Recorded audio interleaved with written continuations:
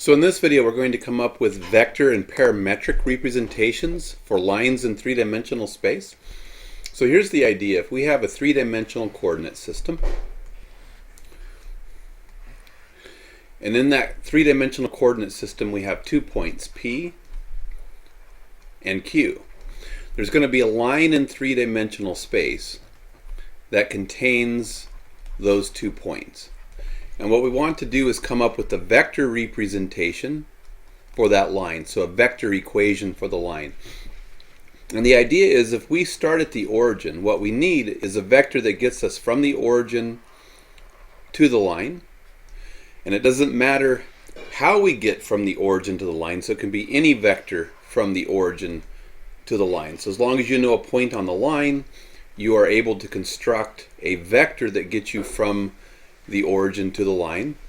So for example, if this is the point x sub 1, y sub 1, z sub 1, and here's the point x sub 2, y sub 2, z sub 2, the vector from the origin, which we'll represent with O, the vector from O to P,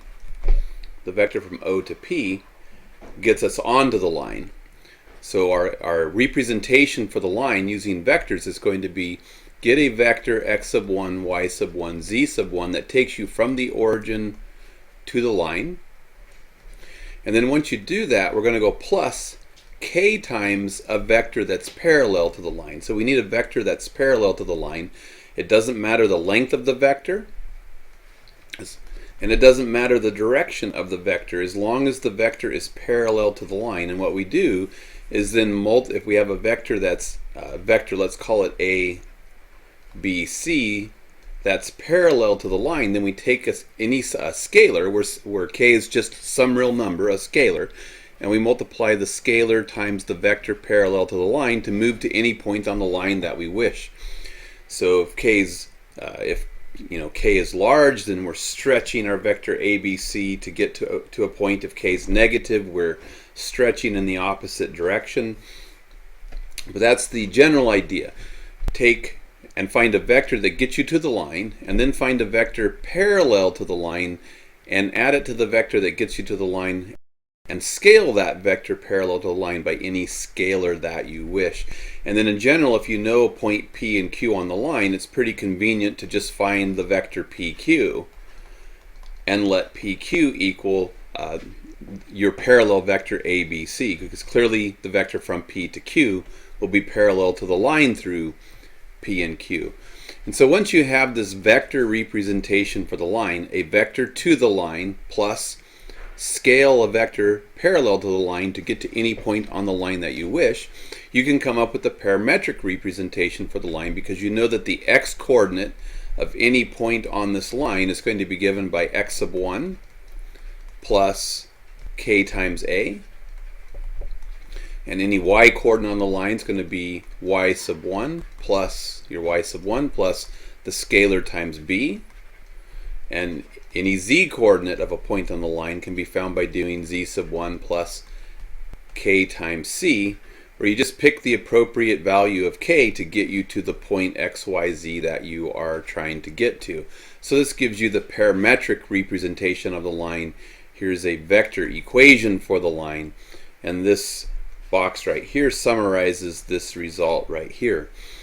So it turns out that if the vector A, B, C that's parallel to the line doesn't have any zero components, then we can solve each of the parametric equations for the scalar k, which we've done right here. So as long as A, B, and C are non-zero, so we don't have division by zero, we can solve each of these for k, and then use the transitive property of equality to set each of these equal to each other, because if each is equal to k, then they're equal to themselves. And this is the symmetric equation representation of a line in three-dimensional space. So we know that each of these needs to be equal to the scalar k.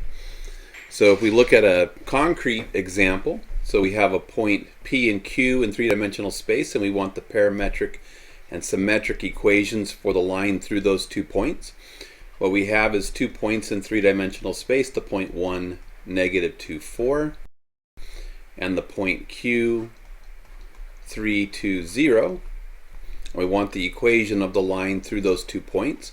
Again, from the origin, 0, 0, 0, we want any vector to the line, and it doesn't matter which one we use. It could be the vector from the origin to P or the vector from the origin to Q. It doesn't matter. The vector equation for the line just needs you to find any vector that gets you to the line. So I could go L equals, hey, the vector from the origin to P is the vector 1, negative 2, 4.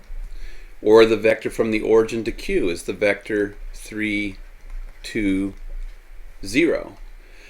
And then once we get to the line, then we just need a vector parallel to the line. So we could use the vector PQ. So if we calculate the vector PQ, which is going to be parallel to the line through P and Q, we would just take the difference between the x, y, and z components. So 3 minus 1 is 2, 2 minus negative 2 is 4, and 0 minus 4 is negative 4. So we could go plus k times 2, 4, negative 4. We can make our life a little bit easier if we notice that 2 is a common factor for each of the vector components. So if we factor out a vector 2 and make the vector 1, 2, negative 2, this vector, which is half the length of the original, is also parallel to the line.